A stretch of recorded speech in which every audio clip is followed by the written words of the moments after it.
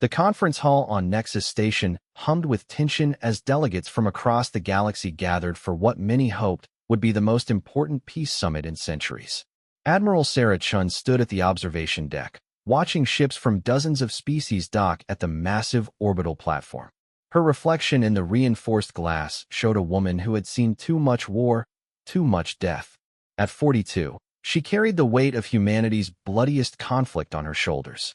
"Admiral, the Zephyrian delegation has arrived," her aide, Lieutenant Morrison, announced from behind her. Sarah turned to see the distinctive blue-skinned aliens disembarking from their ornate vessel. Even from this distance, she could make out the tall, elegant figure of Prince Kael'thor, the one who had proposed this unprecedented solution to end the war that had raged for 15 years. The Terran-Zephyrian War had started over mining rights in the Outer Rim, but had escalated into something far more devastating. Entire star systems lay in ruins, billions were dead, and both civilizations teetered on the edge of collapse. Traditional diplomacy had failed repeatedly, leaving scars that seemed impossible to heal. Sarah made her way to the main conference chamber, where representatives from the Galactic Council waited with barely concealed anxiety. The chamber itself was a marvel of neutral architecture, designed to accommodate the various physiological needs of different species. Atmospheric zones, gravity wells, and temperature controls created comfortable environments for everyone present. The Zephyrians entered with their characteristic grace. Prince Kael'thor stood nearly 7 feet tall, his crystalline blue skin catching the light in mesmerizing patterns. His silver hair flowed like liquid metal, and his violet eyes held an intelligence that had made him one of the most respected diplomatic minds in the galaxy. Behind him walked his retinue, each member radiating the same ethereal beauty that made Zephyrians legendary across the stars. "Admiral Chun." Prince Kael'thor's voice carried the musical quality typical of his people. "I am honored to meet you at last. Your reputation precedes you." Sarah studied his face carefully. She had learned to read micro-expressions across species during her years of military service. "Prince Kael'thor, I confess I was surprised by your proposal. Marriage alliances went out of fashion in human culture centuries ago." "Perhaps," the prince replied, settling into the specialized chair designed for Zephyrian physiology. "But sometimes old solutions work best for old problems. Our peoples have bled each other dry, Admiral. We need something more binding than treaties, something that speaks to the heart rather than just the mind." Council mediator Thexra, a crystalline being from the core worlds, activated the translation matrix. "Let us begin formally. This summit has been called to address Prince Kael'thor's proposal for ending the Terran-Zephyrian conflict through matrimonial alliance. Admiral Chun, as humanity's chief military representative, your government has given you full authority to negotiate." Sarah nodded grimly. "They have.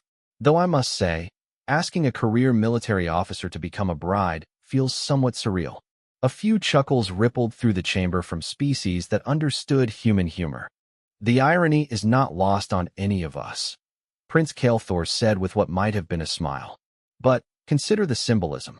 A warrior learning to love, a soldier becoming a bridge between worlds. It speaks to transformation, to the possibility of change, and the practical aspects." Sarah asked, cutting through the poetry. "How exactly would this marriage function? Our species are biologically incompatible for reproduction. Our lifespans differ significantly. Our cultures have fundamental differences about everything from individual rights to resource allocation." Prince Kael'thor leaned forward, his expression growing serious.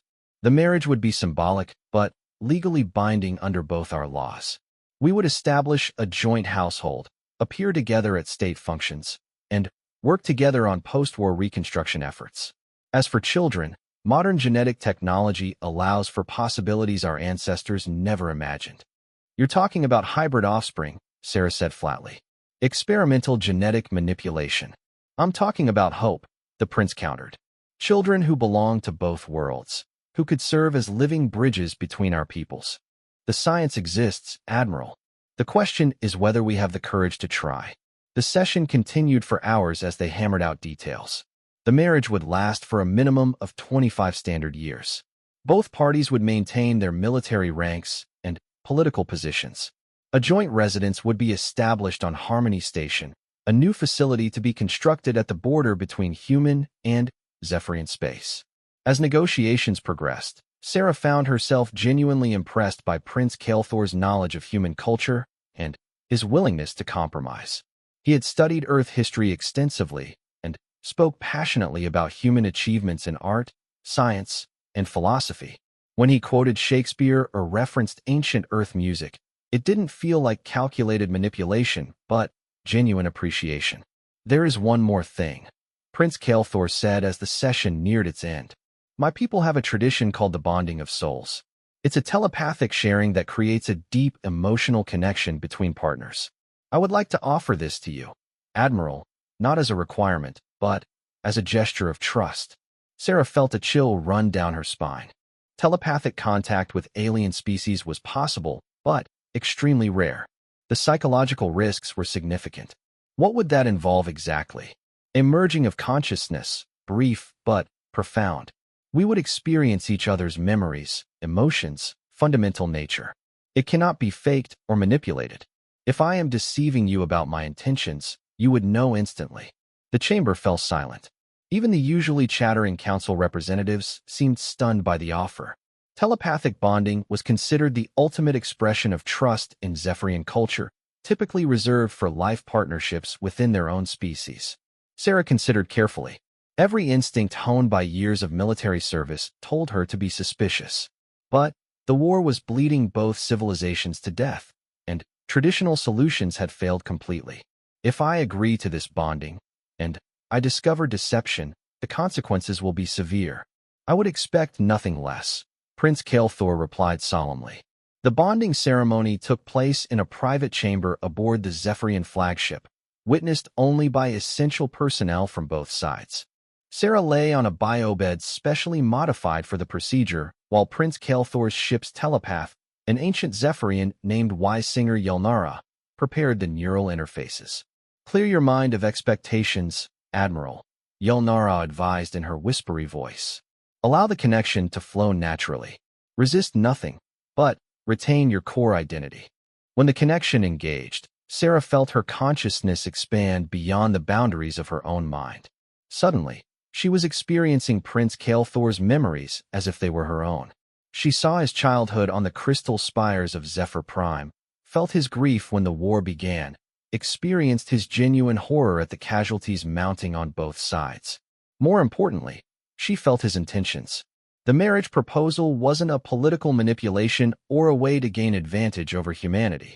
It was born from desperation, yes, but also from a sincere belief that their two species could find common ground.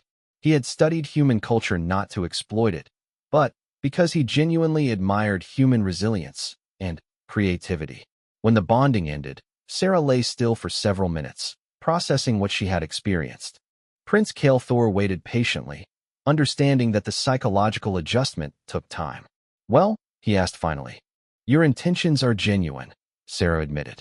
"But I also saw something else in your memories. There are those among your people who don't support this alliance." Prince Kael'thor's expression darkened slightly. "Yes, the War Hawks, led by General Vorthak, believe that peace with humans is impossible. They think I'm naive, that this marriage is a waste of time that will ultimately benefit only humanity. And what do you think?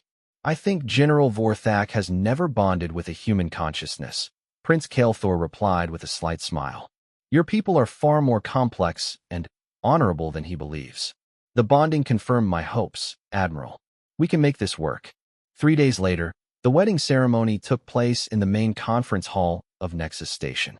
Representatives from dozens of species attended, along with media outlets from across the galaxy. Sarah wore a modified dress uniform that incorporated both human military traditions and Zephyrian ceremonial elements.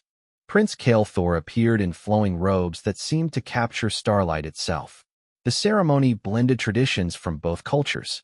They exchanged rings forged from metals found on both their home worlds.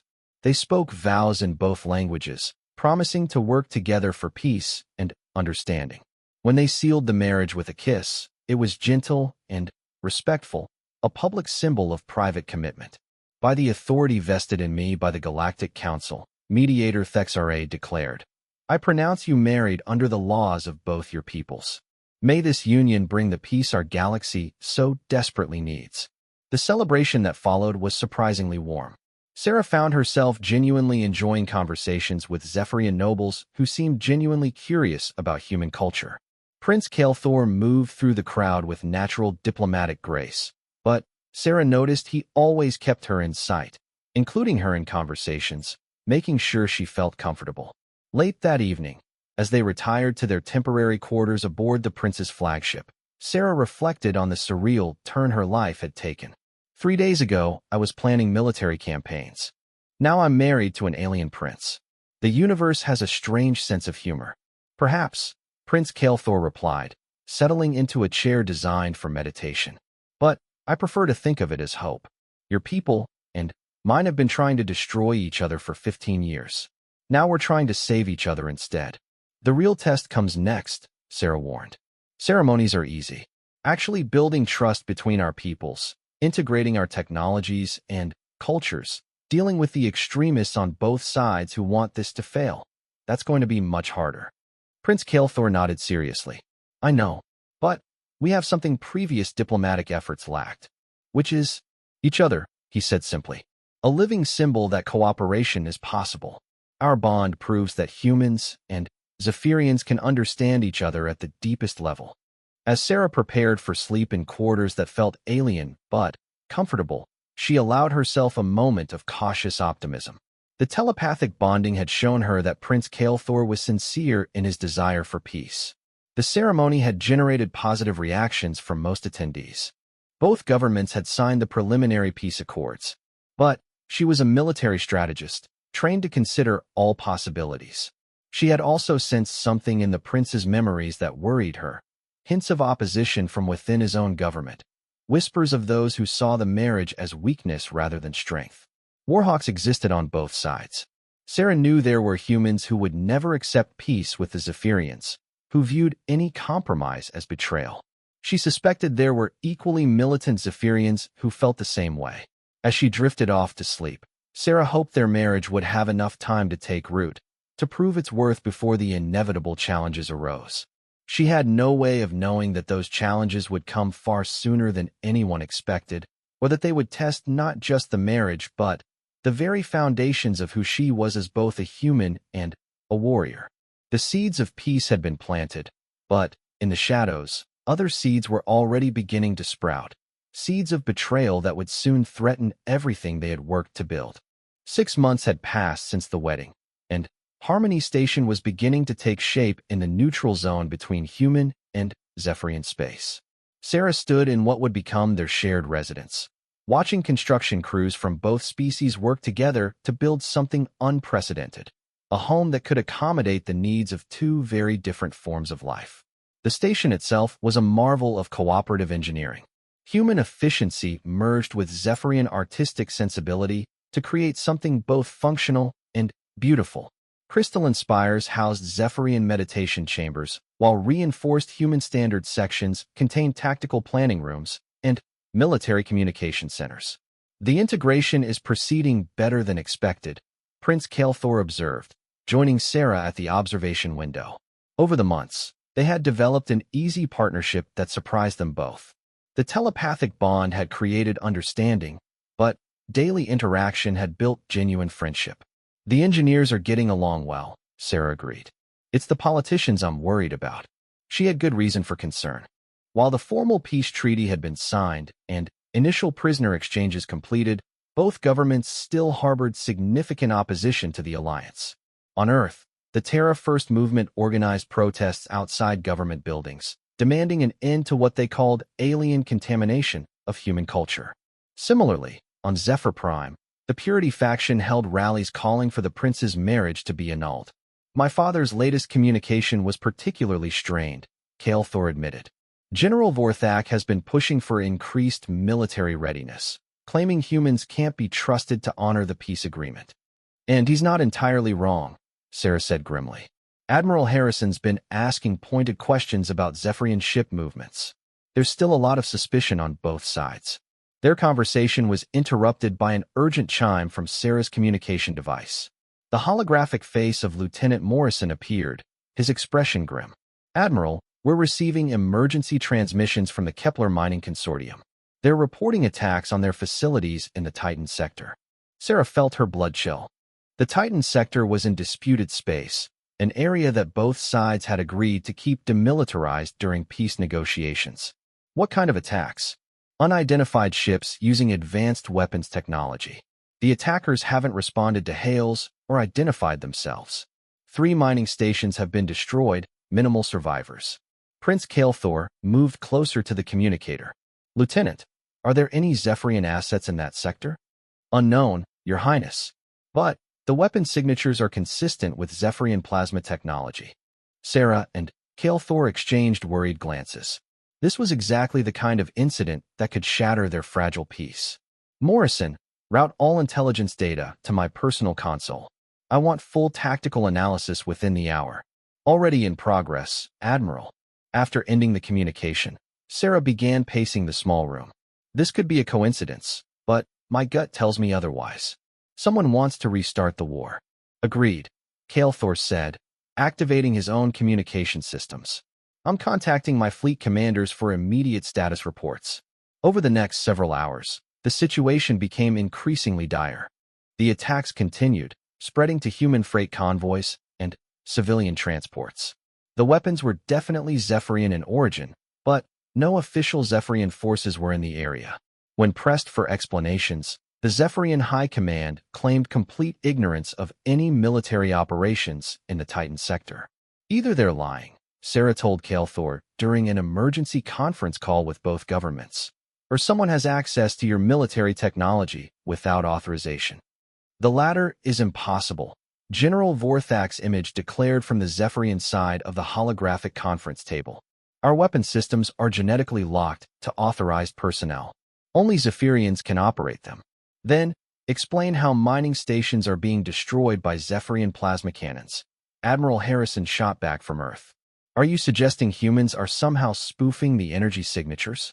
"I'm suggesting," Vorthak replied coldly, "that perhaps this marriage alliance has made some humans overconfident about Zephyrian technology sharing." The accusation hung in the air like poison.